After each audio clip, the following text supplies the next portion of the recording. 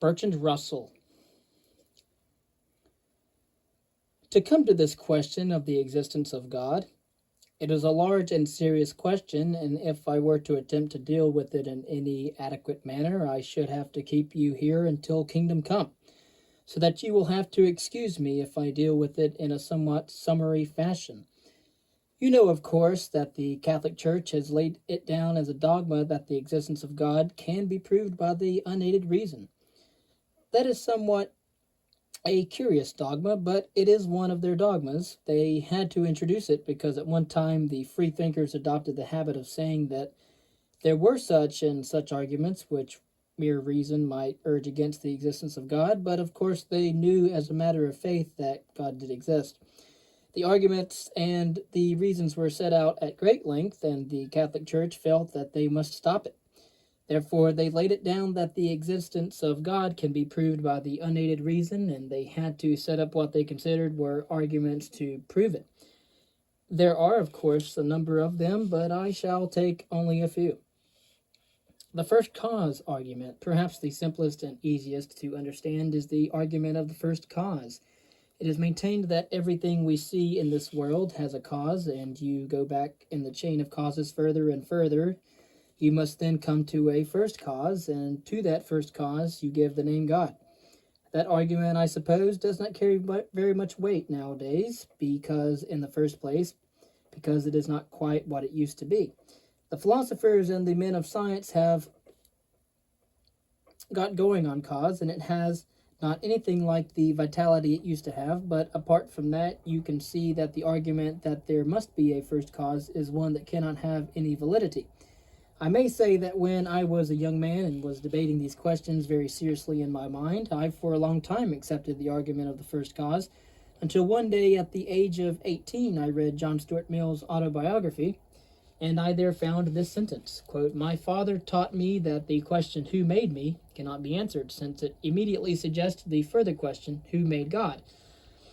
That very simple sentence showed me, as I still think, the fallacy in the argument of the first cause. If everything must have a cause, then God must have a cause. If there can be anything without a cause, it must just as well be the world as God, so that there cannot be any validity in that argument. It is exactly of the same nature as the Hindus' view that the world rested upon an elephant and the elephant rested upon a tortoise. And when they said, "How about the tortoise?" the Indian said, "Suppose we change the subject." The argument is really no better than that. There is no reason why the world could not have come into being without a cause, nor, on the other hand, is there any reason why it should not have always existed. There is no reason to suppose that the world had a beginning at all. The idea that things must have a beginning is really due to the poverty of our imagination. Therefore, perhaps I need not waste any more time upon the argument about the first cause. The natural law argument. Then there is a very common argument from natural law. That was a favorite argument all through the 18th century, especially under the influence of Sir Isaac Newton and his cosmogony. People observed the planets going around the sun according to the law of gravitation, and they thought that God had given a behest to these planets to move in that particular fashion, and that was why they did so. That was, of course, a convenient and simple explanation that saved them the trouble of looking any further for explanations of the law of gravitation. Nowadays, we explain the law of gravitation in a somewhat complicated fashion that Albert Einstein has introduced. I do not propose to give you a lecture on the law of gravitation as interpreted by Albert Einstein, because that again would take some time. At any rate, you no longer have the sort of natural law that you had in the Newtonian system, where, for some reason that nobody could understand, nature behaved in a uniform fashion. We now find that a great many things we thought were natural laws are really human conventions. You know that even in the remotest depths of stellar space, there are still 3 feet to a yard. That is no doubt a very remarkable fact, but you would hardly call it a law of nature. And a great many things that have been regarded as laws of nature are of that kind. On the other hand, where you can get down to any knowledge of what atoms actually do, you will find they are much less subject to law than people thought, and that the laws at which you arrive are statistical averages of just the sort that would emerge from chance. There is, as we all know, a law that if you throw a dice, you will get double sixes only about once in 36 times, and we do not regard that as evidence that the fall of the dice is regulated by design. On the contrary, if the double sixes came every time, we should think that there was design. The laws of nature are of that sort as regards a great many of them. They are statistical averages, such as would emerge from the laws of chance, and that makes this whole business of natural law much less impressive than it formerly was. Quite apart from that, which represents the momentary state of science that may change tomorrow, the whole idea that natural laws imply a lawgiver is due to a confusion between natural and human laws. Human laws are behests commanding you to behave a certain way, in which way you may choose to behave, or you may choose not to behave, but natural laws are a description of how things do, in fact, behave. And being a mere description of what they in fact do, you cannot argue that there must be somebody who told them to do that, because even supposing that there were, you are then faced with the question, why did God issue just those natural laws and no other laws? If you say that he did it simply from his own good pleasure and without any reason, you then find that there is something which is not subject to law, and so your train of natural law is interrupted. If you say, as more orthodox theologians do, that in all the laws which God issues, he had a reason for giving those laws rather than others, the reason, of course, being to create the best universe, although you would never think it to look at it. If there were a reason for the laws which God gave, then God gave himself was subject to law, and therefore you do not get any advantage by introducing God as intermediary. You have really a law outside and anterior to the divine edicts, and God does not serve your purpose, because he is not the ultimate lawgiver. In short, this whole argument about natural law no longer has anything like the strength that it used to have. I am traveling on in time in my review of the arguments.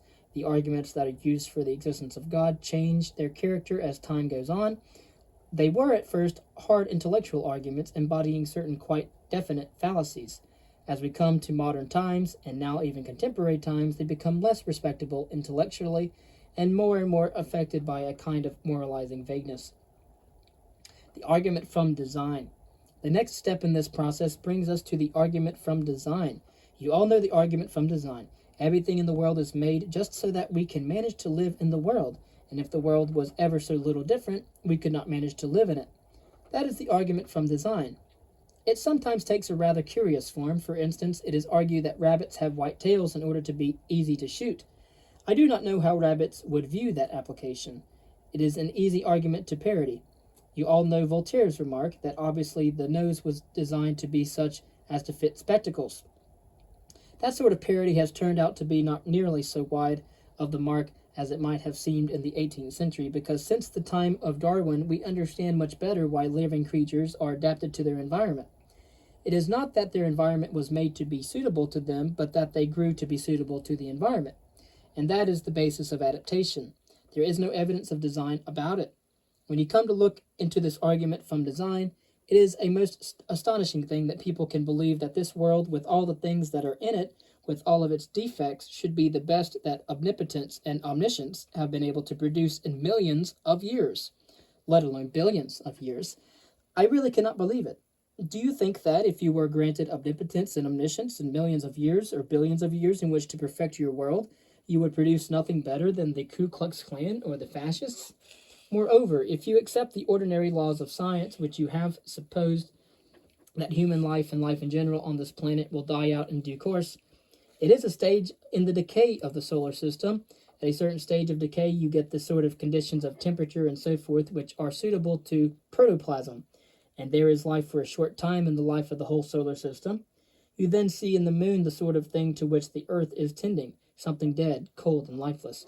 I am told that that sort of view is depressing, and people will sometimes tell you that if they believed that, they would not be able to go on living. Do not believe it. It is all nonsense. Nobody really worries much about what is going to happen millions and millions and millions and billions of years hence. Even if you think they are worrying much about that, they are really deceiving themselves. They are worried about something much more mundane, or it may merely be a bad digestion.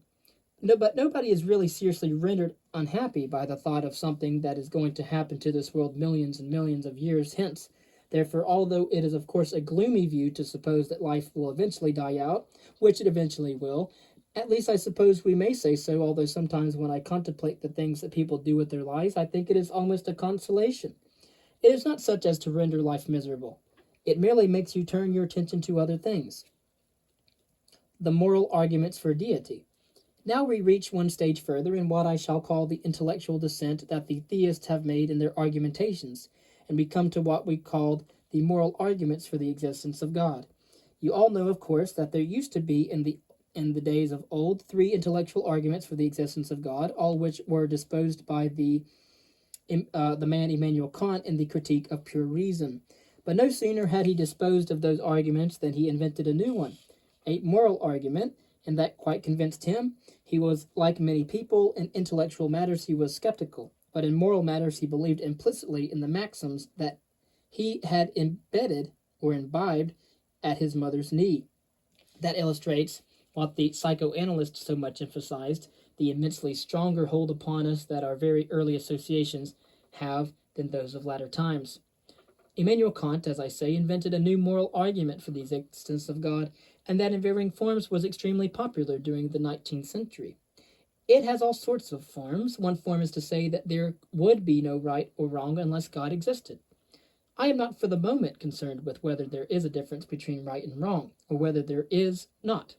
That is another question. The point I am concerned with here is that if you are quite sure there is a difference between right and wrong, you are then in this situation. Is that difference due to God's fiat, or is it not? If it is due to God's fiat, then for God himself there is no difference between right and wrong, and it is no longer a significant statement to say that God is good. If you are going to say, as theologians do, however, that God is good, you must then say that right and wrong have some meaning, which is independent of God's fiat, because God's fiats are good and not bad, independently of the mere fact that he made them. If you are going to say that, you will then have to say that it is not only through God that right and wrong came into being, but that they are in their essence logically interior to God. You could, of course, if you liked, say that there was a superior deity who gave orders to the God who made this world, or could take up the line that some of the Gnostics took up, a line which I often thought was a very plausible one, that as a matter of fact, this world that we know was made by the devil at a moment when God was not looking. There is a good deal to be said for that, and I am not concerned to refute it. Then there is another very curious form of moral argument, the argument for the remedying of injustice, which is this. Say that the existence of God is required in order to bring justice into the world. In the part of this universe that we know, there is great injustice, and often the good suffer, and often the wicked prosper. And one hardly knows which of those is the more annoying, but if you are going to have justice in the universe as a whole, you have to support a future life to redress the balance of life here on earth. So they say that there must be a God, and there must be heaven and hell in order that in the long run there may be justice. Of course, in most Christian theology, humans bring evil into the world, not God. But God, if God knew we would bring evil into the world, why would he allow us to do it? That just makes no sense at all. That is a very curious argument. If you looked at the matter from a scientific point of view, you would say, after all, I know only this world. I do not know about the rest of the universe. But so far as one can argue at all on probabilities, one would say that probably this world is a fair sample. And if there is injustice here, the odds that there is injustice elsewhere also.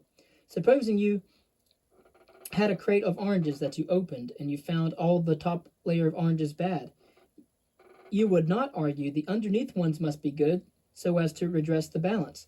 You would say probably the whole lot is a bad consignment. And that is really what a scientific person would argue about the universe. He would say, here we find in this world a great deal of injustice, and so far as that goes, that is a reason for supposing that justice does not rule in the world, and therefore so far as it goes, it affords a moral argument against deity and not in favor of one. Of course, I know that the sort of intellectual arguments that I have been talking to you about are not what really moves people. What really moves people to believe in God is not any intellectual argument at all. Most people believe in God because they have been taught from early infancy to do it, and that is the main reason. People also believe for emotive reasons as well. But then I think that the next most powerful reason is the wish for safety, a sort of feeling that there is a big brother who will look after you. That plays a very profound part in influencing people's desires for belief about a God.